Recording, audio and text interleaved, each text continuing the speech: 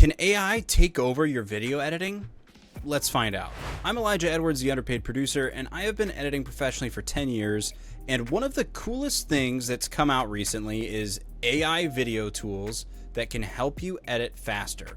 And I think that's the biggest difference here, is that AI can't do everything when it comes to complex editing, especially for YouTube content, but there are a few tools that I use, and I wanted to show you one of them today. It will speed up your editing process, it will clean up your audio, and you can even add B-roll to your videos if you want, but that's not what I use it for, and I'm going to tell you exactly how I use it in my workflows every single week. The software is called GlingAI. It's super awesome. It's not really crazy expensive. I believe it's something like $35 to $55 a month, maybe depending on the plan that you go for, and I use it all of the time, and it is super useful. And I honestly don't know what I would do without it now, because it saves me that much time. Now, it's a little bit of a learning curve, but once you get used to it, it can become an essential part of your workflow for your personal business or your video editing business. So let's dive in. If you're interested, sign up for my newsletter at the link below or using the QR code that's on the screen right here. It'll just keep you up to date on what I'm doing every week with my agency, and also some new editing tips and tricks and software that might help you along your journey that I had to learn the hard way. All right, so this is the interface. It's actually pretty straightforward and simple to use, and it works with transcripts. But you have a couple different options. You can edit an entire video with AI, or you can extract shorts from a long-form video and add captions. Today, we're just gonna focus on speeding up your long-form video editing. So all you're gonna do is drag your base, your raw footage right in here. You can even click on it and bring it in through the Finder or Windows Explorer. But for now, I'm just going to drag and drop it right here. And you can pick a bunch of different languages so that it knows what to transcribe the language in for you. Obviously, I'm an American. We're using English, baby. Now, you can see down here, this video is actually 25 minutes long, but there's about 12 minutes of footage that needs to be cut out, whether it's retakes or pauses, breaks between sentences. You'll see how awesome this is in a second. Now, I wanted to point out that there's a multicam track option too. So if you're filming podcasts or you need to edit those, this will work for you as well. But for today's example, I'm just going to show you how it works with a single talking head video. You can even add a script to here if you have one pre-written for a video or a client sends it to you, but you don't necessarily need that, and I'm going to show you why.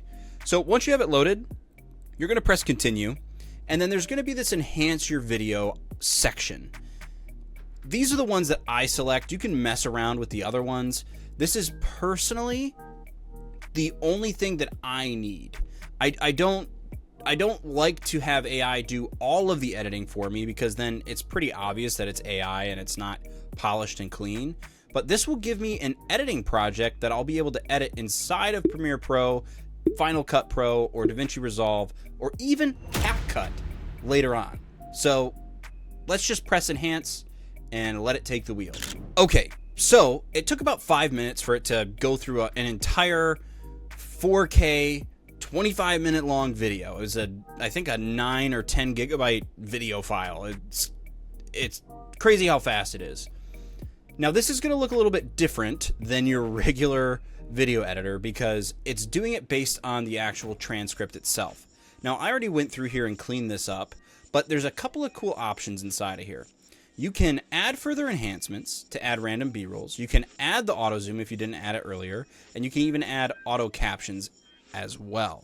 You're going to have this little icon here, this little scissor icon, and you're going to be able to decide whether you want that in the video or not. So you can kind of see here, everything that's blurred out, like crossed out here, is stuff that's not actually going to show up. It's going to gray it out in this project timeline down at the bottom. The cool thing about this is you don't have to listen to the entire video. You're going to be a lot quicker at reading. That's why I said there's going to be a little bit of a learning curve at first, because you have to edit with transcripts instead of actually listening to the video itself. In this paragraph here, he's maybe repeated himself and the AI missed something, right? I can click on one of these text options, and then I can hold shift and click on the other one, and I can cut it out. Or if I just press Command Z, it'll undo what I just did. And you can even add captions, a subscribe animation, B-roll video, or B-roll image. Now, I don't mess with that personally, but you can even export the clip too if you wanted to turn it into a short without doing the AI shorts thing. It's super, super useful. Where it gets kind of cool is, let's say the AI in the middle of a sentence had cut something out thinking it was a repeat. Just to fix that problem quickly, you can just double click the scissors here and it'll make sure that the whole section is back in the video. Same thing with this. You can just click on the scissors once, boom, it'll take it back in or out depending on if you want it or not.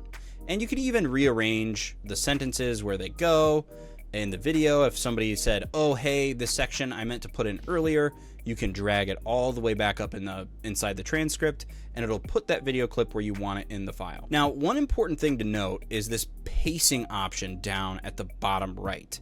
This is crucial. You're going to want to add some padding here. Now, you can bring this up to 0.15 seconds, which is about what I do. And what it'll do is it'll pad those cuts, so it's not an immediate transition right from one part of the sentence to the other, so it gives it a bit more of a natural flow. So I'm going to do 1.15 seconds and apply it. Now, you can also speed up the video and make it go a bit quicker. I don't really mess with that because I don't like doing that with videos, but that's definitely an option. Now, that's pretty much all you need to do. Get used to this layout, but the cool thing about this is that you're going to get an XML file for editing purposes. So when you go up to export, instead of exporting a regular video, which you can do, you can even export just the audio or just the subtitles or just the shorts that you want. But I want to export a Premiere Pro XML file. Now, it's compatible with Final Cut Pro, Final Cut Multicam, Resolve Multicam, CapCut, and CapCut Premium. Any editor that you're using, even if you're a small business owner who uses CapCut because it's easy and intuitive, it'll work for you too.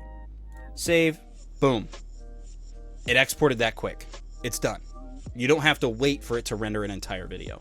So let me take you over to my editor here and show you how simple this is. So right here, you're going to have your XML file. All you have to do is open up a new project and import the XML file. I just drag it right into my project bin and it loads right up. You're going to notice you get the clip, so the actual raw video, the enhanced audio file, and you're going to get a sequence built out with all of your cuts in it. So what I'll do is I'll rename this sequence episode 2, Naperville, and boom, I have my fully cut and mastered sequence built right in here. That is crazy. The cool thing and why I think Gling is so awesome is that it gives you flexibility throughout the entirety of the project. And all of these are already linked together.